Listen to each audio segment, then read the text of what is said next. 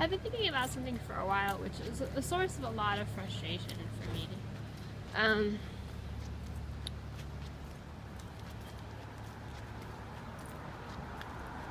I just never would have, I never would have chosen to be voyeuristically videotaped. It's just something I never would have chosen, you know, and I am really unhappy about it.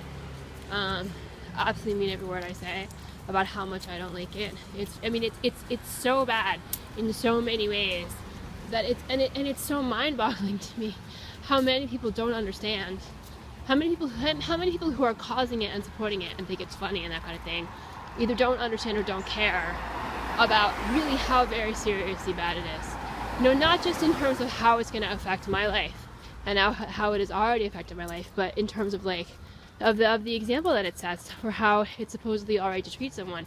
It's so not all right to treat somebody like this, right? But I think the specific thing that I was thinking about it for a while and thinking about when I might start talking about it, and I just feel like I guess I haven't totally formulated my thoughts about it, but I don't want to be insulting. You know, I mean, when I get really angry, it's not necessarily the best time for me to start talking about stuff that what it was that made me really angry. But I think it seems to me that some of the attitude towards my constantly saying I don't like this, I don't like this, I don't like this, I don't like this,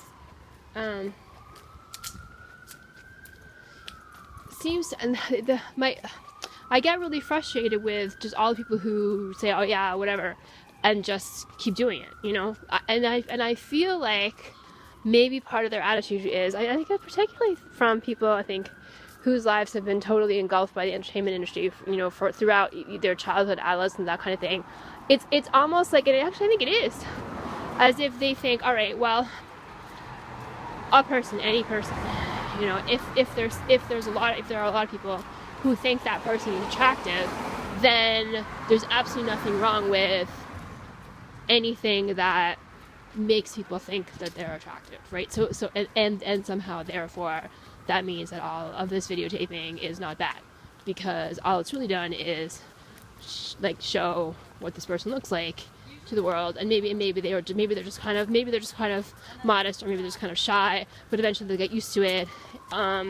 And then they won't mind, and they'll be like happy that everybody saw them. Or if they never feel that way, that means there's something wrong with them, because who wouldn't want everyone to think that they're good looking, right? And that's really very frustrating. I feel like I've gotten the feeling that that's the attitude towards me from a number of people who are in the entertainment industry.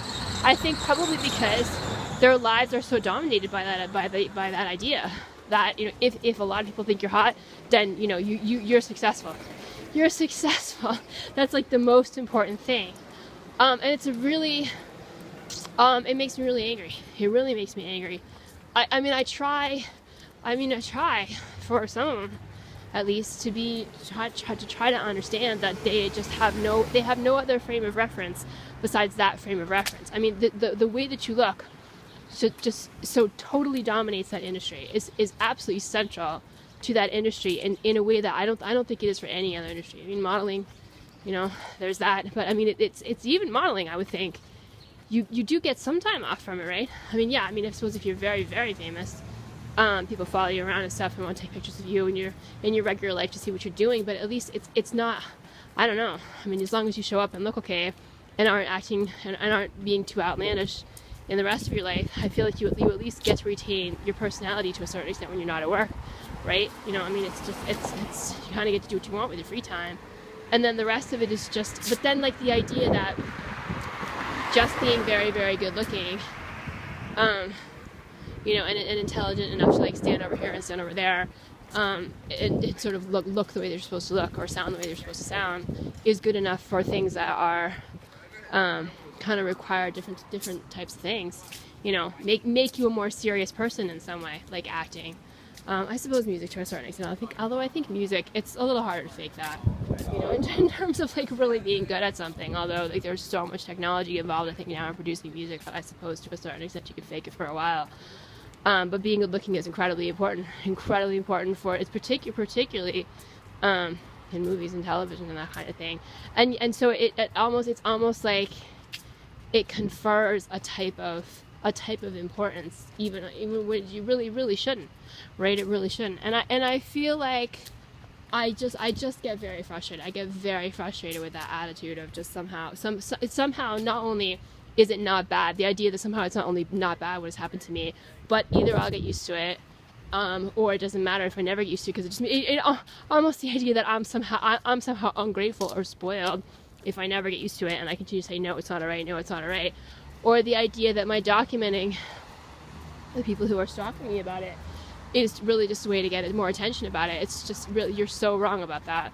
But of course, you know, these are people who have no other gauge. They have no other gauge for life at all. You know, they whatever for the most part, you know, for the most part, or their lives are still they've just spent so much time like inculcated with that attitude. I think that's the right way to use that word, inculcated, that they just can't, even if they go to high school in any kind of normal way, or they go to college later, they just can't rid themselves of that idea, right? And then they go they're never really out of the industry. They're more in it than not in it, even when they're in school. And then as soon as they're out, you know, they're back in the industry full time. And it's just like there's just no other type of achievement that seems to matter to them. You know, I mean, really. And that's very hard. It's very hard to deal with people like that day after day. And I suppose it's probably what a lot of what causes them to just be totally indifferent to how I'm feeling about what I'm going through all the time, right? And then I suppose people kind of in the more adjacent industries, I mean, like media, that kind of thing. But they see me trying, you know, still have, you know, to interact with people who are in that industry, you know, sometimes here and there. Except that, and so I suppose even though they have more of an understanding, to a certain extent, not all of them, but at least some of them, the ones that are in more serious journalism, but who are still end up being sexist and that kind of thing, because there's sexism kind of everywhere. I think they have a little more understanding of what it means to be taken seriously as a person, and what serious achievement really means, and what it means to be good in school, and what it means to be taken seriously where you're working.